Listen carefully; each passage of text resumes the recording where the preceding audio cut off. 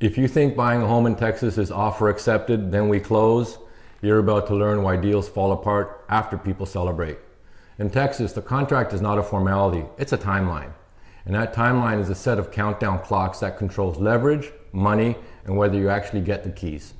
Most deals don't die because the house is bad, they die because people misunderstand the clock. My name is Mark Meras, and I'm joined by my business partner Kyle Kreick. And together we are the co-founders of Paragon Realty Advisors located in Uptown Dallas. Thanks, Mark. Under contract isn't the finish line, it's just the starting gun. So here's what we're going to do. We're going to walk you from day zero through funding, and we'll show you the three phases that matter. First, we discuss the option period, where buyers have maximum leverage. Then we'll visit financing and appraisal, where lenders and value step in. Finally, we will address title and survey, plus the final week, where quiet issues and deadlines can still derail a deal. If you understand these phases, you'll feel calm and in control instead of reactive. Here's how to watch this episode. Don't try and memorize everything. Just lock in the idea that the deal has windows, and each window has a one job focus. In the option window, your job is discovery and leverage. In the financing appraisal window, your job is approval and risk management. In the title survey final week, your job is execution and preventing surprises. And at the end, we'll recap it as a simple checklist. Do this by when. Now, let's start with what under contract really means in Texas, because it's not what most people think.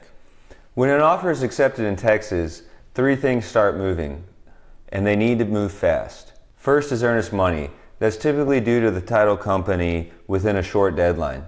Second, if you have an option period, there's usually an option fee paid to the seller. Third, the contract and all addenda need to get to title and your lender immediately. Here's the key concept. A Texas contract is a little like a relay race. If you fumble the handoff early, earnest money late, inspection scheduled too late, lender file started too late, you spend the entire transaction trying to catch up. And at Paragon, we try to run the first 48 hours with a parallel track mindset. Title opened, lender activated, inspection scheduled. Because those three tracks feed almost everything else. Yes, they do. Now, the option period is a buyer's leverage window, period. Inside option, a buyer can usually terminate much more cleanly than later in the contract. That's why the option period is where you do your serious due diligence. But here's where buyers and sellers both get this wrong. Buyers treat the option period like it's only about negotiating repairs. And sellers treat the option period like it's a buyer attacking their house. That's not what's happening. The option period is a structured time for truth to show up about the house, about costs, and about risk. A good inspection report is not the one with the fewest items. It's the one that tells you what matters. We like to simplify inspection findings into three buckets. Safety, anything that could harm occupants or create liability. Systems, such as roof, HVAC, plumbing, electrical, water heaters, etc. And structure, which includes foundation indicators, framing issues, drainage problems. Now, here's a practical tactic that separates smooth deals from stressful ones. Inspect early. If you inspect on day 1 or 2, you have time for specialists, a roofer, HVAC tech, plumber, foundation specialists, and you can negotiate from facts instead of fear. If you inspect on day 5, you're negotiating under pressure, which creates bad decisions. Buyers get anxious and ask for everything. Sellers get offended and say no to everything. And a normal conversation turns into a standoff. Option period isn't about winning. It's about deciding, is this the right house at the right price with the right risk? Sellers, if you're watching this, here's a helpful mental model. Most repair requests fall into three categories: legit health and safety, major systems risk, convenience or cosmetics. The first two categories are the ones that can actually affect financing, insurance, and buyer confidence. Those are worth addressing intelligently. The third category is where deals get silly and where you can push back without being unreasonable. Now, the other big decision sellers face is repair versus credits.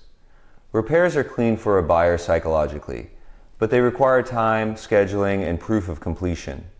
Credits are faster, but they have to fit within what lenders allow and what the buyer can handle. So the professional move is to prioritize. What's urgent? What protects the deal? and what keeps your timeline intact. Because the truth is, during the option, the buyer still has the exit door open. Your job is to keep the deal fair and keep the process moving. Now, once option ends, the game changes. That's when financing and appraisal become the main event. This is a phase that surprises first-time buyers, and honestly, even experienced buyers sometimes forget how strict it is.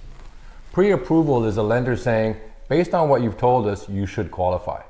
Underwriting is a lender saying, we verified it and we will fund it. Underwriting is documentation. It's deadlines, it's follow-ups. It's not glamorous, but it decides whether you close.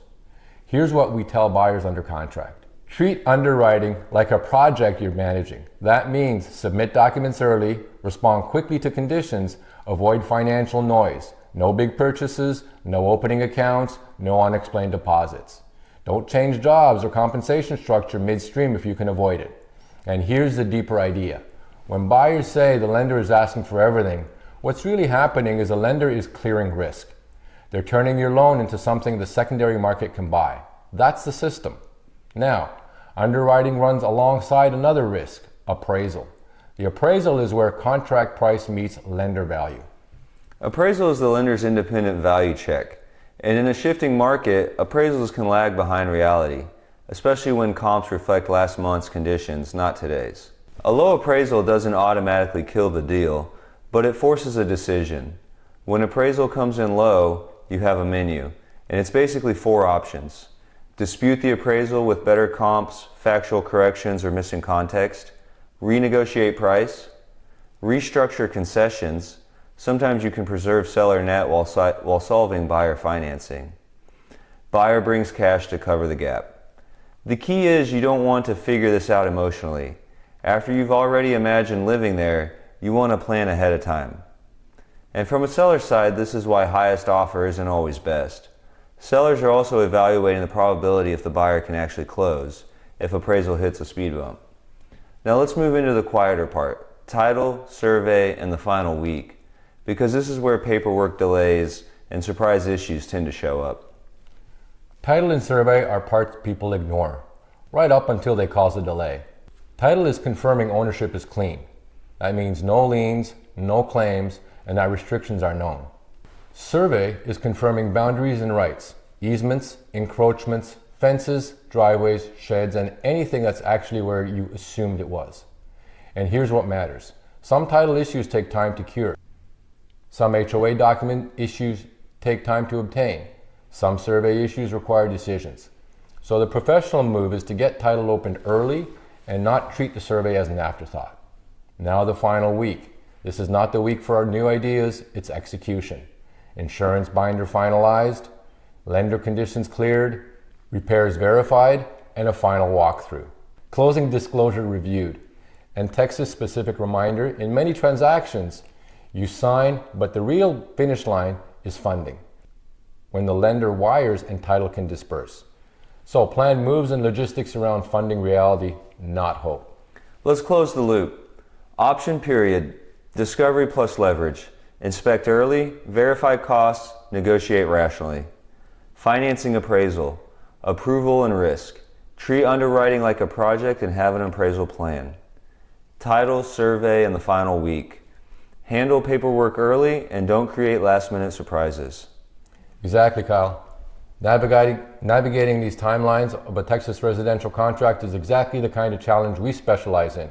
If you're in the Dallas-Fort Worth area and thinking about buying or selling, our team has a deep local expertise you need. Don't go it alone. Schedule a no-obligation consultation with us at www.paragondfw.com and let's build a strategy together. If you found this video helpful, make sure you give it a thumbs up, hit the subscribe button and notification bell, and you will have access to all current and future content. And finally, make sure you leave a comment below. We'd love to hear from you. Thank you for watching this video. We look forward to seeing you in the next one. All the best.